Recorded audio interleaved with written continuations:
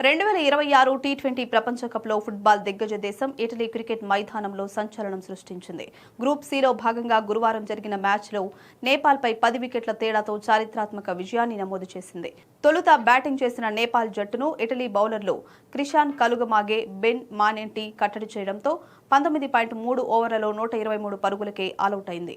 అనంతరం స్వల్ప లక్ష్యంతో బరిలోకి దిగిన ఇటలీ మోస్కా సోదరుల విధ్వంసంతో కేవలం 12.4 ఓవర్లలోనే వికెట్ కోల్పోకుండా విజయాన్ని అందుకుంది. ఆంథోనీ మోస్కా 62 పరుగులు, జస్టిన్ మోస్కా 60 పరుగులు ఆకాశమే హద్దుగా చెలరేగి ప్రత్యర్థి బౌలర్లను ధీటుగా ఎదుర్కొంటూ 124 పరుగుల అభేద్యమైన భాగస్వామ్యాన్ని నెలకొల్పారు. పవర్ ప్లేలోనే 68 పరుగులు రాబట్టి ఇటలీ తమ ఆధిపత్యాన్ని చాటుకుంది. తొలిసారి మెగా టోర్నీలో ఆడుతున్న ఇటలీ బలమైన ఇంగ్లాండ్కు చెమటలు పట్టించిన నేపాల్ను ఇంత సులువుగా ఓడించడం విశేషం.